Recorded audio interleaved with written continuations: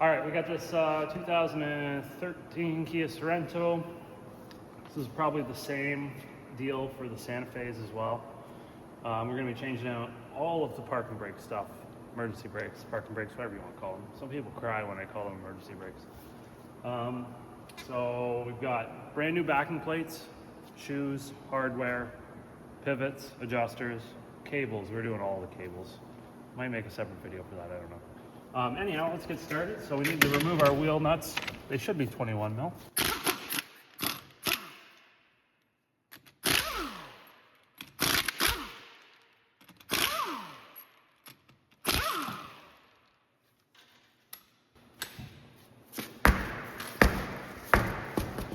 And we need to remove our brakes. So they should be 14 millimeter bolts for your brake caliper. And they're also 14 millimeter bolts for the anchor as well. And then in this vehicle, the set screws are missing, but there will be 2 Phillips screws. There'll be Phillips number 2 screws that will come out, and then we can get the disc off. So I'm just gonna get some tools, we'll take this off.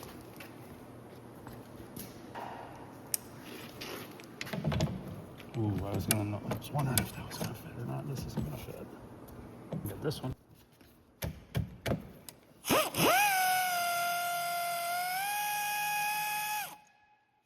Sometimes if these slider pins spin with the bolt, you can use a skinny wrench like this. These are from Mulsa Tools. Check them out.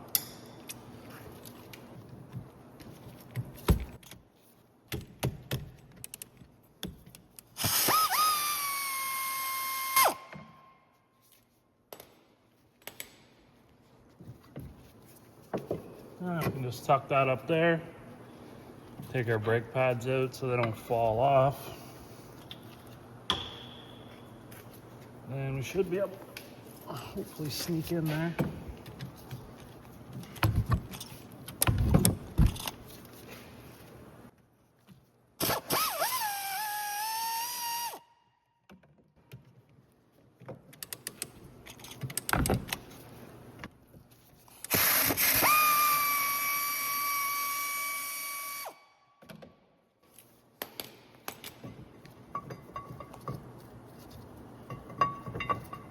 Nice and rusty.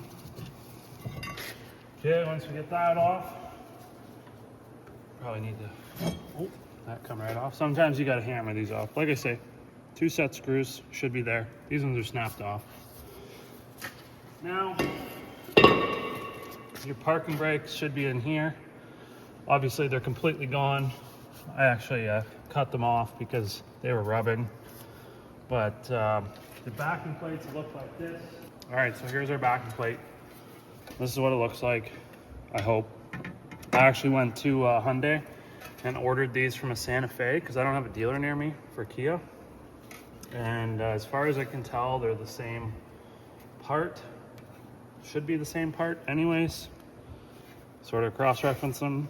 Kia, Hyundai, same thing. Everything looks really similar with that. It does, it does. So we're going to hopefully cross our fingers that this is the right thing. Anyhow.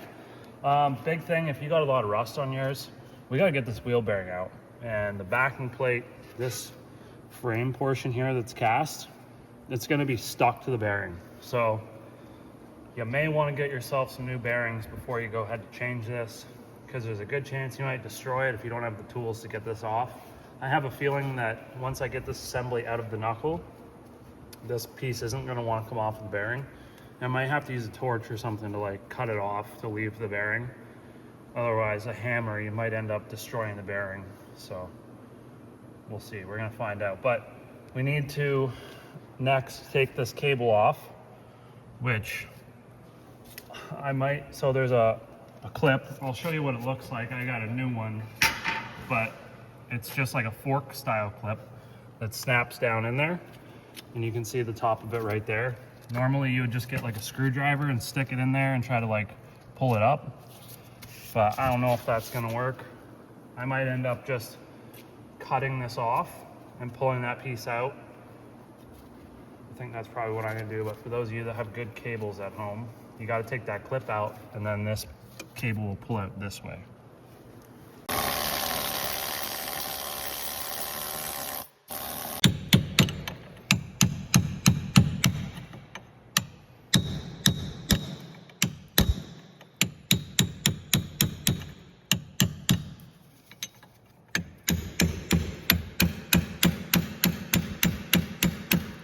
So I used the needle descaler to knock as much rust scale off as I could. It also induces vibrations into the steel to try to get the clip to shake free and sort of separate that rust bond, because it's so stuck together from years of rust, sort of melting the two together.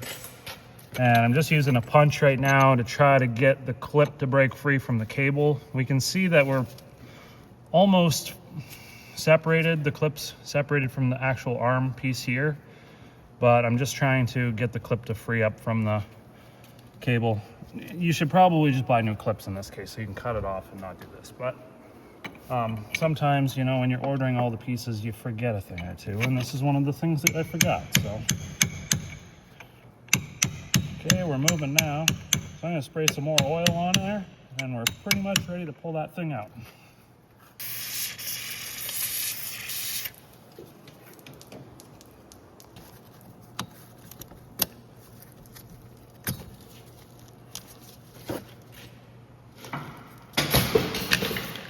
Oops. There's the clip. It's just a little tiny one. There's the cable. Set that to the side. Now, if you're reusing your cables, there's going to be an arm that passes through here, and you're going to need to try to get it off of the pivot. There's a hook, basically, and yeah, most of the time it's all rusted together or it doesn't want to come off, but you got to get the cable to come out first, and then you get the cable up like this in order to get it off. So if you're trying to go through that right now, I'm sorry, because it's a real pain. But all right, now that we got this off, we're ready to take the bolts out. You can see the threads. The bolts come in from the back through the knuckle. We've got 4 of them we need to take out. We also need to take this axle nut out, so I guess we'll deal with that right now. Axle nut needs to come off. You can see there's a cotter pin that goes through there, and it's all rusted to oblivion, so that's great. That's not going to come out, so we're going to have to just hammer a socket on there. And what I like to do is just spray some oil on there, and then we just hit it with the impact gun, and the castle nut will actually just rip the cotter pin and shear this end off and this end off, and the nut will come off, and then we can deal with the broken section that's inside the axle afterwards. Hopefully your cotter pin comes out, but if you live anywhere near rust, no chance.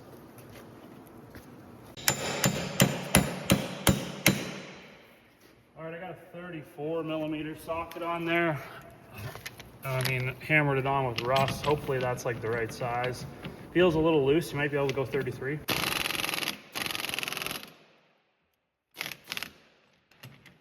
Oh, I might have to drop it down now that I got a bunch of that rust out of there.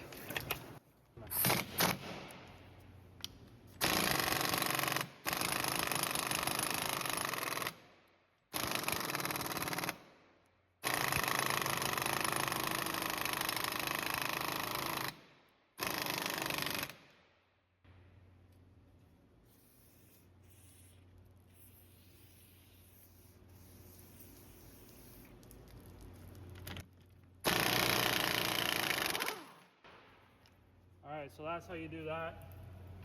You can see the cotter pin stuck in a hole. There's four holes, so a cotter pin can go through this way or this way. So we'll end up drilling that out once we get the bearing and all that stuff out. You could do it right now, seeing as it's like held in place nicely. There's a washer that sits in behind this nut, so I'm gonna try to just grab a magnet so I can pull that out.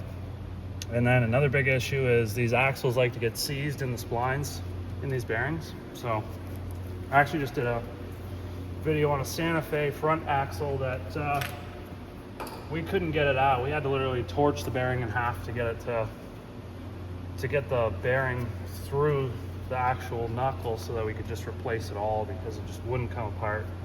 Anyhow, yep, I'm gonna get this out.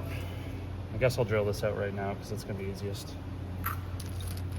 This thing's gonna be like stuck in there with rust. All rusty and gross.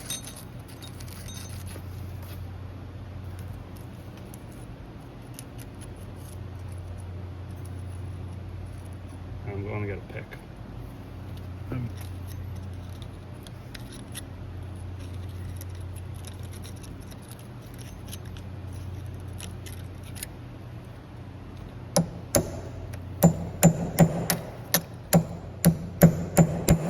I like to just try to use a center punch to get the hole kind of started to where the cotter pin goes through.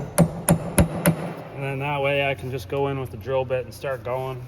Because if the hole's all like off center or haggard, then you have a tendency of breaking the drill bit. So.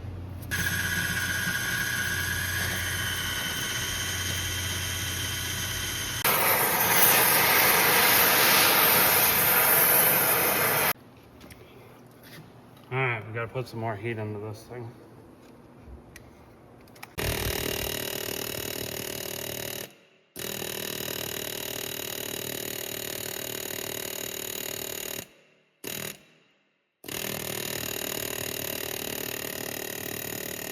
All right, so I wasn't able to get the axle out last night. We are about 24 hours from where we just left off. So the axle is seized inside of the bearing so bad that it just won't come out. Now, in order to get to this point, I had to do a few things, but hopefully you're not going to be in this situation. Normally, the axle will slide out of the bearing, and you can just, once you unbolt the bearing, you can take the bearing off. Now, what you would do is just have the nut off, the axle slides in a little bit, and you want it to slide in order to get this tone ring to move out of the way. The tone ring is pressed onto the axle. I'll get this backing plate off of here.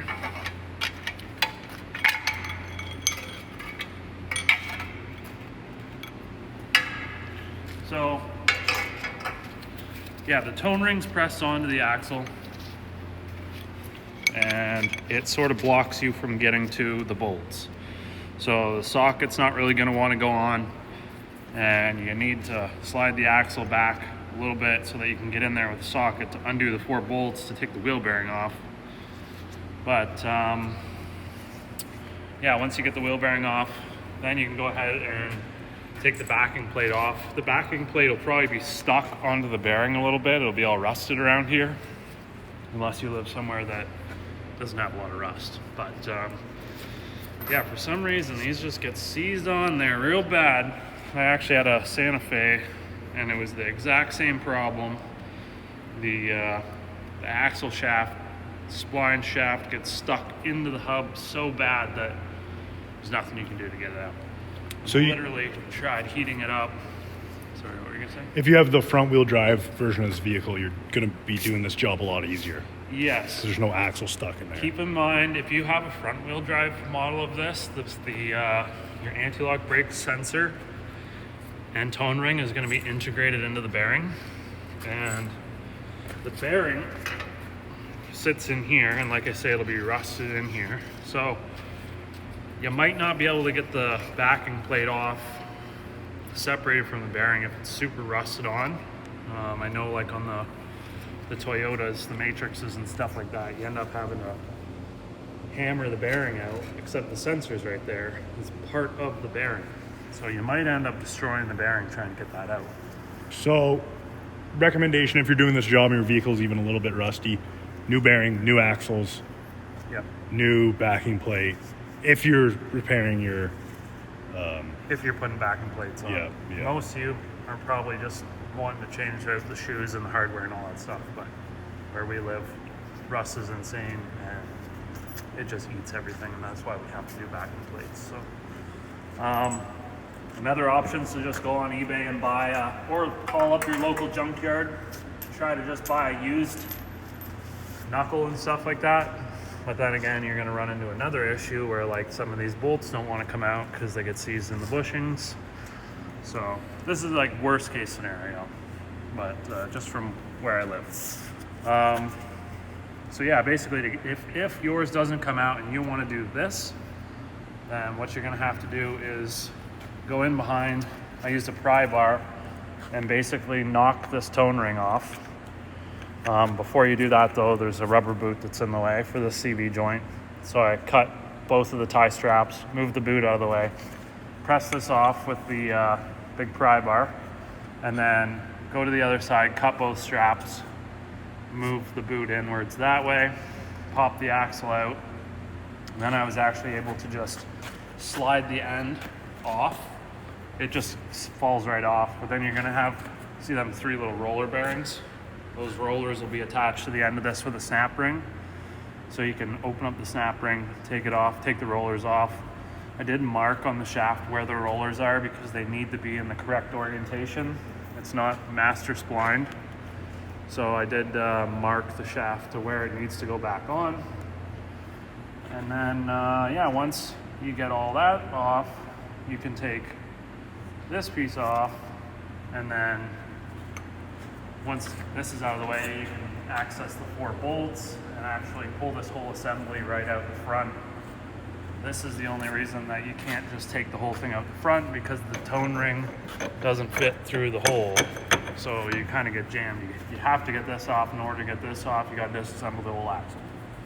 Hopefully you don't have to do that. Anyhow, so we will be reassembling now, basically, and then we should be good to go to get this on. It was nice, actually this piece just drops right over everything. Even the, so the tone ring's not gonna fit through there. But seeing as I've got it off, everything will go on now. Also the bearing, I believe, is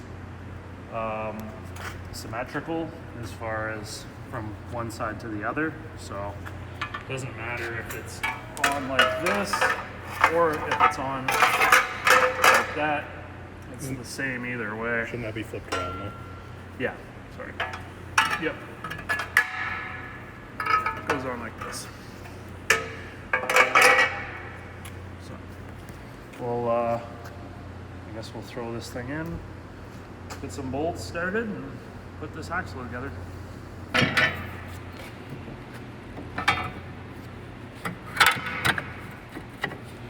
I did spend a bunch of time to clean up all the rust. All the bolts were really rusty and everything was rusty. Literally everything is rusty. So.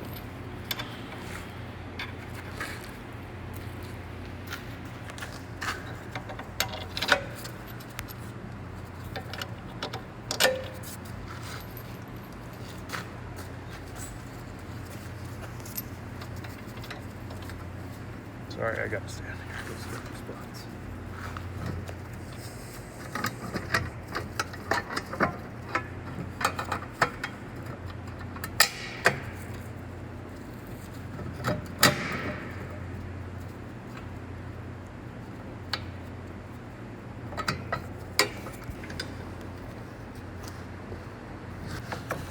I should probably just get my gun.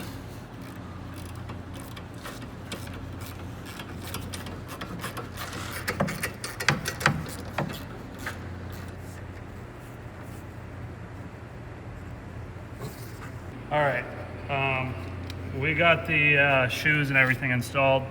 Basically, all I did to install these was we got this engagement mechanism here that slides in, and then the hook on the other side sits around like this for the cable to wrap around. And then we've got, I don't know if you can see that in there. Cool. And then I installed the shoes up next. So we've got, the shoes have, on the bottom, there's like a big open flat spot for the adjuster to sit in. And then on the top, it's got sort of a weird shape for the engagement mechanism to sit in. And then it also butts up against this anchor here that's part of the backing plate. These pins go through the back, and then these spring clips that hold the pins in place and keep the shoes to the back plate get installed. The one that's on the front here, they don't give you a lot of room. It is possible to fish it through there, but it's not very nice to do. So all I'm gonna say is hopefully you got a lot of patience and good luck.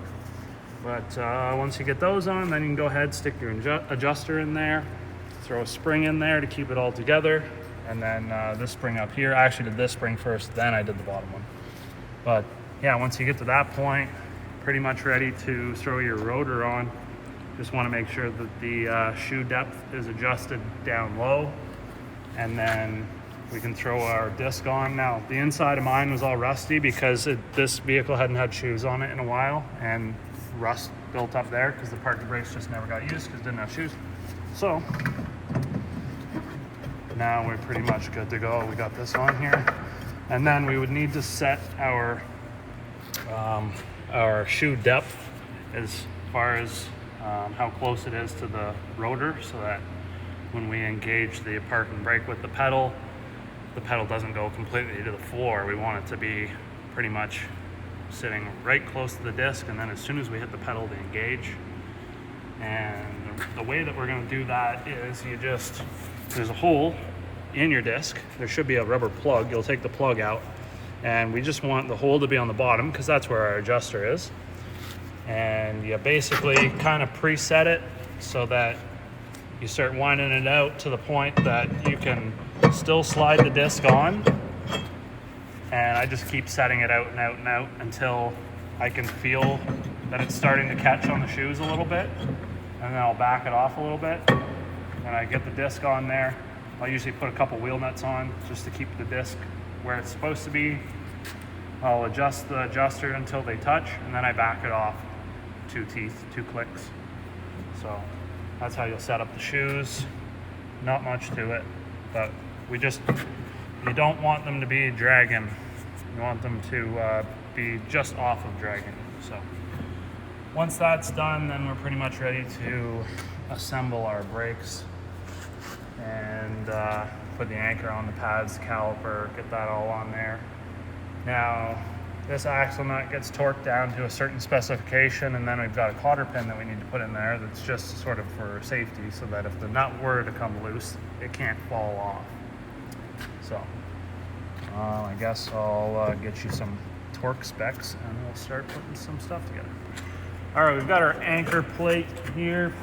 It's gonna get bolted to the knuckle, 14 millimeter bolts. These get torqued down to 55 foot-pounds.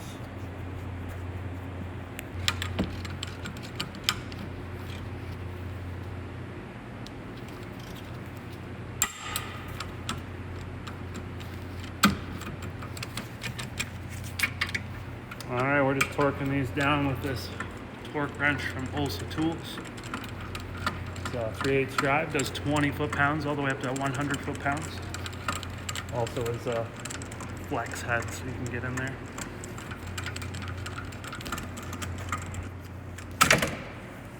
All right, now we just got to put our brake pads in, throw the caliper on.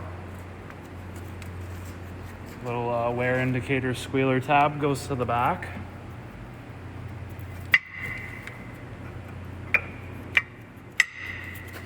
We got our caliper here.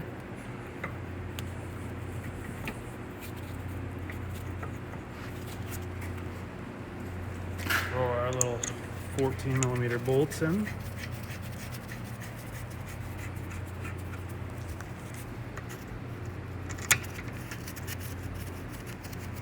All right, so these ones get torqued down to 25 foot-pounds. And once you get those clicked down, we will be ready to install